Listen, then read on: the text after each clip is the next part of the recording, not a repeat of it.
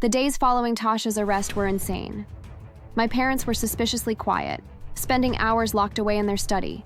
They barely looked at me, and when they did, their faces were hard and twisted with resentment. I tried to convince myself that soon they'd finally see the truth for what it was. One night, as I passed by the study door, I heard them talking quietly.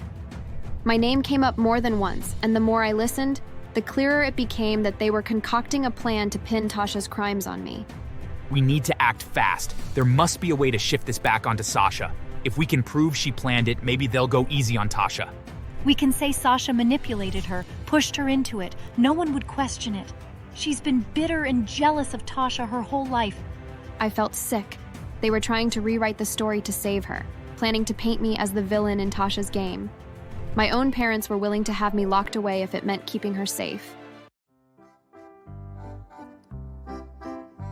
Growing up as a twin can be horrible. People think you're the same, just two halves of a single unit. But that was never the case for me and Tasha. She had the charisma, the looks, the charm, everything our parents adored. And me? I was the quiet one, the plain one. It didn't help that Tasha was their favorite either. I suppose I should have seen it coming. My parents were the type who didn't think twice about putting her first, even if it meant forgetting I was there. If she was failing a class, they'd hire the best tutor. If she wanted to skip chores, they'd tell me to take over. I didn't hate her for it, or at least I tried not to. It wasn't her fault they worshipped the ground she walked on, but sometimes it felt like she was using it against me, like she enjoyed watching them take her side. The day it all started, I was coming home from work. I was feeling drained, ready to just collapse on my bed. But the moment I opened the door, I knew something was wrong. There was a strange, heavy silence in the house, and when I walked into the living room, I found my parents and Tasha sitting there. Sasha, we need to talk. My dad's tone was different. I mean, it was always stern like that, but there was an extra. My mom looked at me with that same disappointed look she always wore when she thought I'd done something wrong. And Tasha, well, she looked like she was on the verge of tears. I didn't know what was going on, but I knew it wasn't good. We found out about what you did, Sasha. We're giving you a chance to come clean before we have to involve anyone else. I stared at her, completely dumbfounded. What on earth were they talking about? I hadn't done anything. I spent most of my days working or reading in my room. I wasn't exactly living a double life. I don't understand. What did I supposedly do? Tasha told us everything. We know you've been stealing money, using her name to get credit amounting to $20,000, and making fake investments. We found the documents, Sasha. It was insane. I hadn't done any of those things, and yet, there they were, looking at me like I was some kind of criminal. I glanced over at Tasha and saw her smirking with a satisfied look. I didn't do any of that. I would never. Oh, come on, Sasha. Just admit it. You've been jealous of me for years. You were always the quiet, overlooked one, and now you're trying to ruin my life because you can't stand that I'm better than you. Her words stung, but not as much as the look of sheer disappointment on my parents' faces. They didn't even give me a chance to defend myself. They'd already decided I was guilty, all because Tasha had pointed her finger at me. My dad handed me a folder filled with documents, bank statements, credit card applications, even fake IDs with my name on them. I was speechless. Tasha had gone to extreme lengths to frame me, and it was working. We're giving you one chance, Sasha.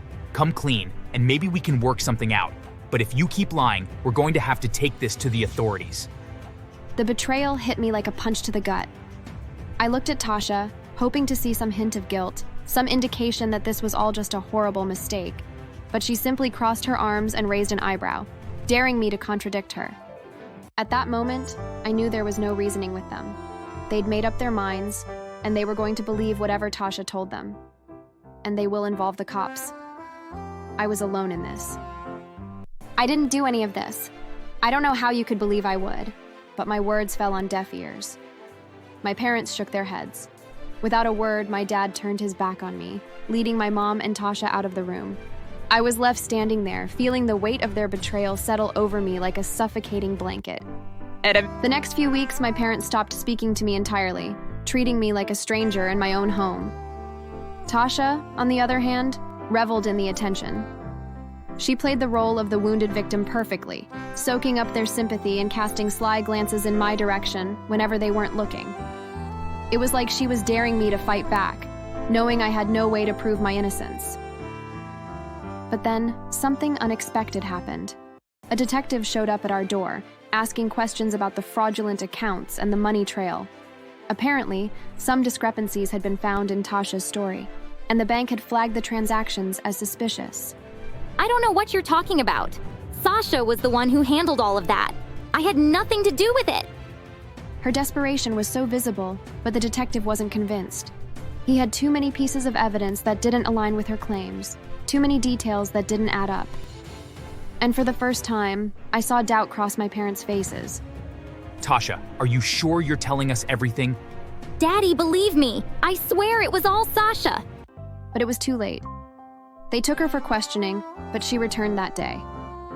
However, after a few days of intense investigation, the detectives uncovered a mountain of evidence pointing to Tasha as the true mastermind behind the scheme. The officer traced the money and tracked what it was used for. He even had photos of Tasha at a nightclub buying expensive drinks, and managed to obtain our phone records, linking Tasha to addresses I hadn't even been to. She'd been using my name to open accounts and make investments, all while pretending to be the innocent victim. And now, her lies were starting to crumble. When the truth finally came out, my parents were horrified. They'd spent weeks condemning me, believing every word Tasha had said without question.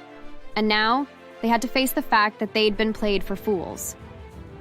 I don't understand. Tasha, how could you do this to us? You know we trusted you, sweetie. It wasn't supposed to go this far. I thought I could handle it. I didn't think anyone would actually believe Sasha was capable of it. Her excuses sounded hollow, even to her.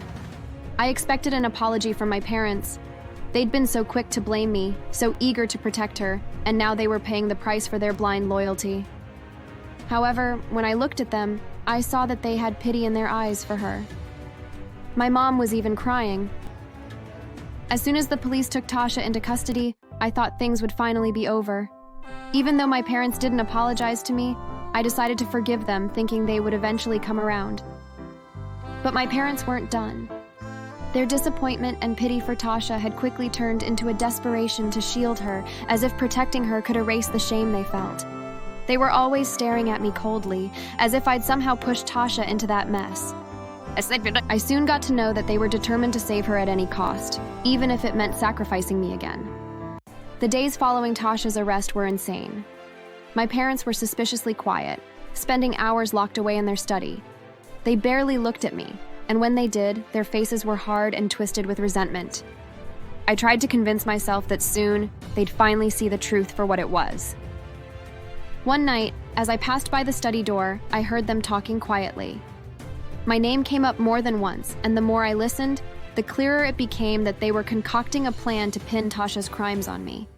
We need to act fast. There must be a way to shift this back onto Sasha. If we can prove she planned it, maybe they'll go easy on Tasha. We can say Sasha manipulated her, pushed her into it. No one would question it. She's been bitter and jealous of Tasha her whole life. I felt sick. They were trying to rewrite the story to save her, planning to paint me as the villain in Tasha's game. My own parents were willing to have me locked away if it meant keeping her safe. For days, I lived in fear, wondering when they'd try to make their move. I overheard them calling the police station, hinting at new evidence and making subtle implications that they believed I was the real culprit. I stayed quiet, but I knew I had to do something to protect myself. Finally, I took a step that felt as desperate as it was necessary. I went to the detective handling Tasha's case and told him everything I'd overheard. Thank you, Sasha. We'll keep this in mind. After that, I could only wait. I wasn't sure if the detective believed me or if he thought I was grasping at straws, but I hoped my story was enough to protect me. A few days passed, and I heard nothing until the night I heard my parents' voices raised in anger. It was close to midnight when I heard a loud knock at the front door, followed by voices demanding my parents come outside. I crept downstairs and watched as 2 officers entered. They had paperwork, something official, and before I knew it, they were leading my parents out in handcuffs. This is a mistake. You can't do this. You're arresting the wrong people. We have evidence suggesting you attempted to obstruct justice and falsify information to protect your daughter. You'll have a chance to explain yourselves, but for now, you're coming with us. My parents fought against their arrest, throwing accusations at me as the officers led them to the door. Sasha, how could you? You're doing this to us after everything we've done for you? I was in tears while they were being taken away. The next day, when I went to the police station, I discovered what my parents had done. Apparently, they forged voice notes and documents of me manipulating Tasha into doing what she did and sent it to the cops. It was all so stupid. Their plan to make me face punishment for Tasha's crime was so whack despite all the hours they spent planning. Tasha was just as stupid as them. I nearly laughed when I heard it. The signature they even forged didn't look similar to mine. They were really stupid. I requested to see them and they couldn't even stare at me. They were too embarrassed. My parents faced charges for attempting to tamper with a police investigation, and Tasha's case only grew stronger with the new evidence against them. They'd tried to bend the truth too far, and now it was finally breaking under the weight of their lies. They were all found guilty, Tasha for fraud, and my parents for obstruction of justice. When the verdict was read, my parents barely glanced my way. I wanted to believe that they were simply consumed with their own regret. But I no longer cared.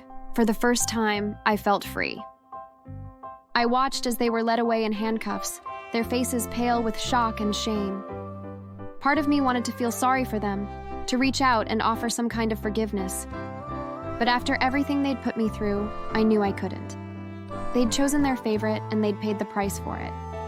After that, I started to rebuild my life.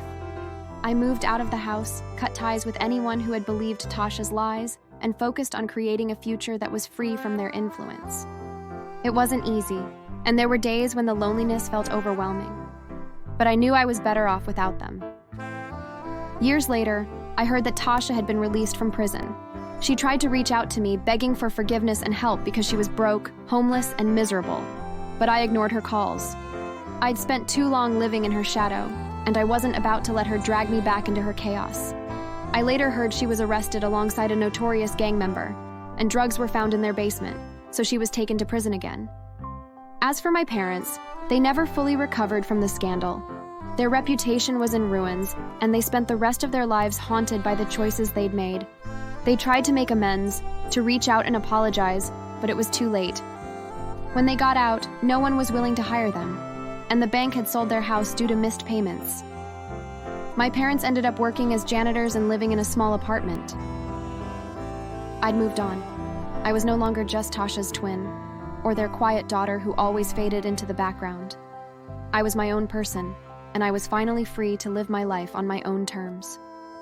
Thanks for watching. Make sure to subscribe and leave a comment down below saying I subscribed, and we will try our best to reply to your comment.